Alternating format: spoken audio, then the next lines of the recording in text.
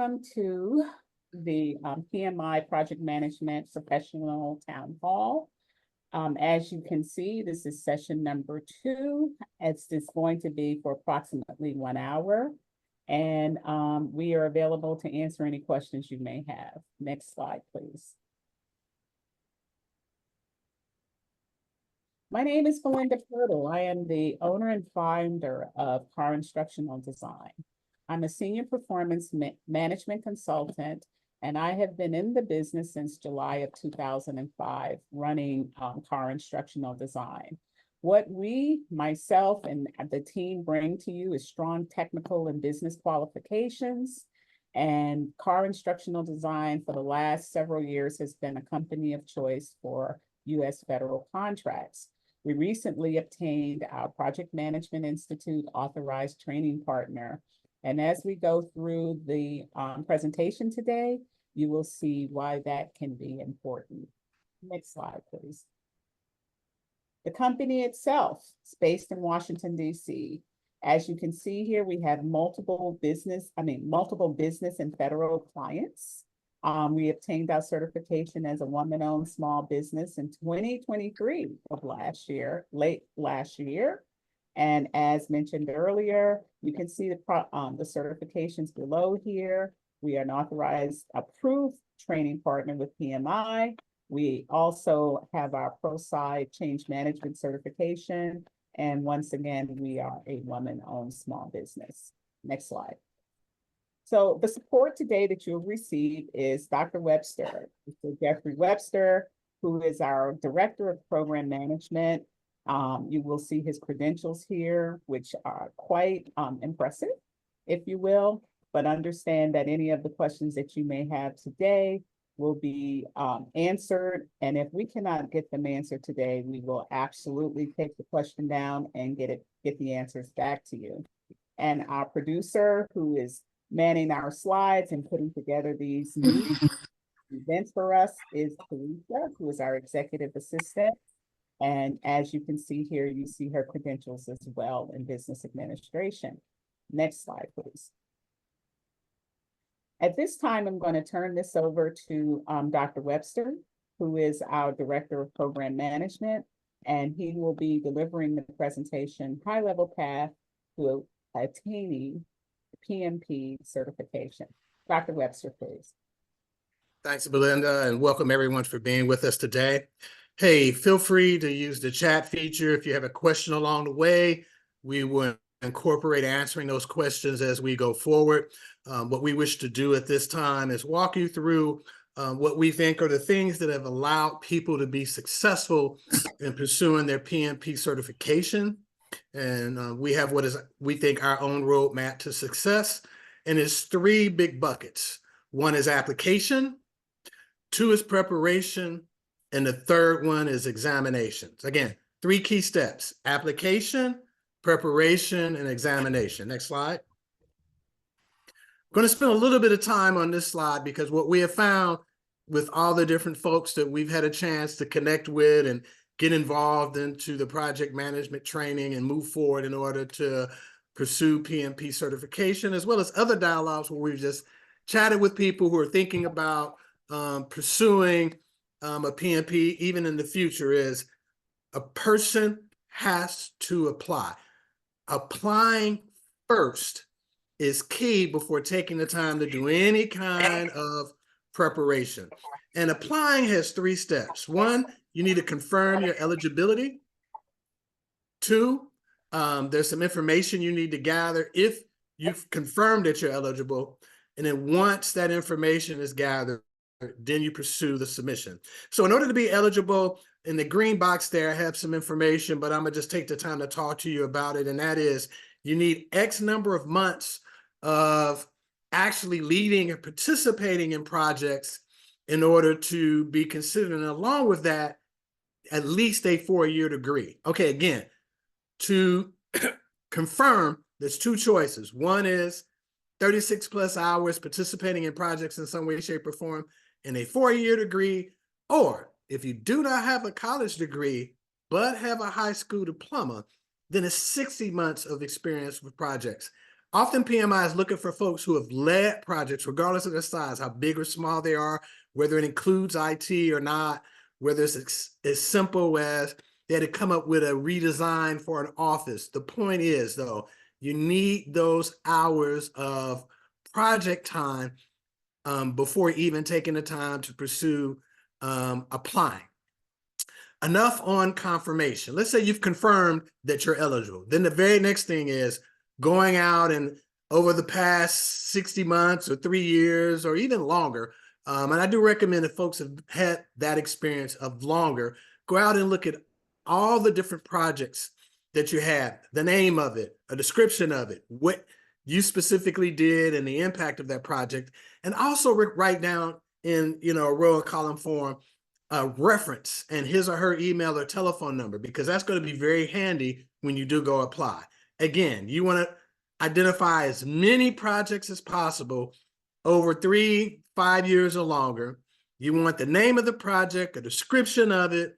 What was the impact? It mitigated risk. It allowed revenue growth. It reduced costs. It allowed the company to attract more talent, increase customer satisfaction. It resulted in something.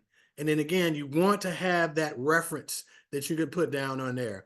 The other thing you want to include in this risk list or register, whichever way you want to define it, is some folks actually have attended some classes, and these classes have been, whether they've been Project Management Institute sponsored or company sponsored or third-party sponsored, but they actually talked about project management in some way, shape, or form, whether it was a 1-hour course one day or whatever that time frame. You want to know the dates and the times and name and the description of what that's about, because that is helpful to have as well, so that when you go to apply, not only do you have some work experience demonstrating that you've led or participated in projects for a certain period of time, you also show some type of learning.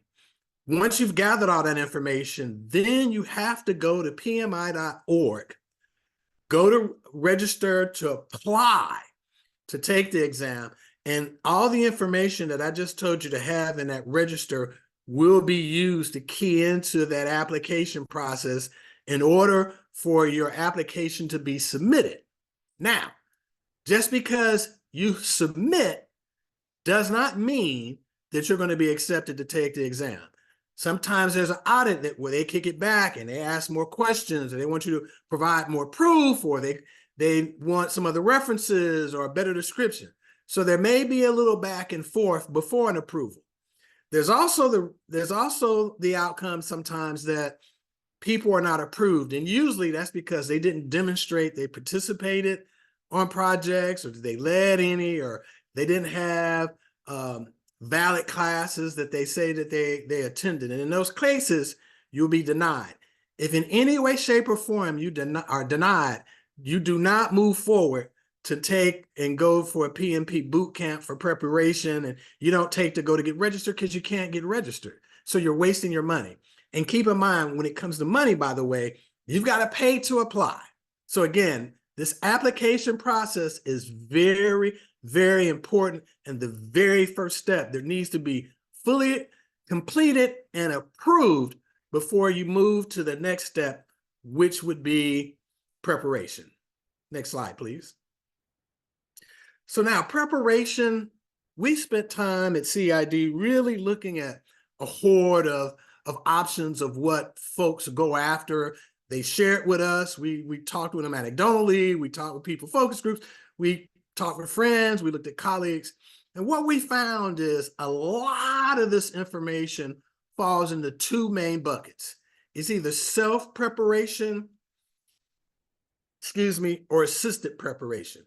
Self means that you as a candidate, now that you're approved, you have made the decision that you want to go out and develop and prepare yourself. So a main option that folks use for that is they go out and register for various types of on-demand courses. Nothing wrong with that. You'll take the prep exam course, whatever that is, that's on demand. It's available throughout the day at any time. You do it in pieces, and it may have some practice tests, may not. But the point is, you've made a decision that you want to self-prepare. The next one that we've seen that comes up a lot is testing their knowledge via just practice exams. They don't go sit for a course, or they might sit for a course, but they take practice exams. And the practice exams that we have found, sometimes they're a year, 2, 3, 4 years behind with questions. Yes, questions on the current exam may be comparable, but what's important is not trying to memorize questions, but having an understanding of the material, so that when you're sitting down and you're reading the question and it says, here's the situation, these circumstances, what is the best choice to address it, you actually know and can understand and select it. So again, nothing wrong with self. People do it, they develop themselves, they go for it, they take the exam. We just spent time on self. Car instructional design, we're on the assisted side. And on the assisted side, there's all these different instructor-led courses. So I want to point out that we're an authorized training partner of PMI. What that means is we have been trained on how to deliver the boot camp in accordance with the exam outline curriculum that is used to test people. It also means that we're using the most current information that the Project Management Institute has made available, so that people who are walking through this material with us, and we're making sure they understand the things, they have a higher understanding and have a higher ability to be able to go forward to take an exam, because most current information, questions are answered, the interface is there. We also take the time to do some practice questions and things to that standpoint to help the students. Again, there are other instructor-led courses to pursue the PMP. They may be an ATP. If they are, then they're using comparable material to us. But let's say they're not an authorized training partner. Then what material are they using? That's right. They're using whatever they've been able to extract or get access to take the time to sit down and prepare somebody for the exam. But they may not have the most current information. They may not have the most current segments. They may not have the most current tips. And so therefore, you are paying to be prepared by somebody who is not giving you the breadth and depth of preparation to be most successful for the current form of the exam. So be very, very, very careful who you pick as an instructor-led provider, so that you can get the best value for your money. There's also a PMI, Project Management Institute Study Hall. You register for that. There's a bunch of folks that log into that or physically show up. They're reviewing material that is provided by PMI by a guest that is there, or other folks are sharing other things that they have. There's assistance, there's a body actually involved in making sure that some questions are getting answered. It is not an instructor-led course. It's the ability to be able to come together and ask questions, share ideas, and learn things about the exam. Very different than an instructor-led course, but again, an assisted avenue. So one more time, preparation predominantly falls into self and assistance. You may say there's a lot of other self options like flashcards and reading diagrams and things to that standpoint. True, there may be some other things that are assisted, but we're taking the time to tell you the things that are most prominent that folks have used to try to move forward to have some success. Again, interfacing with an ATP usually leads to much better success for a student than a non-ATP instructor, or even some of the self-learnings, because the current information, the knowledge, the exchange, the clarity is not always available. So in order to find other options and things like that, we have a link here on this page that somebody could follow, and that link leads you to other prep exam opportunities via Project Management Institute. All right, so we've covered application, we've covered preparation. Now the very next thing, next slide, is examination. So you had to pay for the application, you had to pay to get prepared. And so to take the exam, it's very important to know that you've got to pay. And so you pay either as a member of PMI if you join and you pay a cheaper fee, or if you don't want to be a member of the Project Management Institute, you don't have to, but then you're going to pay a higher fee to take the exam. So we want to make that point clear because some folks were unclear on that. Again, PMI members pay a cheaper exam fee. In addition, once that fee is paid, then what's important is to schedule your exam so that you have that date out in the future that you're working towards, that in addition to other preparation you've done, you're practicing, you're doing other things so that by the time you get to that date, you've prepared yourself to take the exam. Now, 2 helpful tips that people have said they really like that CID has provided is there is physical testing because the test is proctored. And so PMI often recommends the Pearson VUE testing centers. You go there, you sit down, a person says, hey, your name is student 72 or whatever your name is. They sit you into an area, a booth, or however it's set up. And there's other students who are there taking PMP tests or other tests.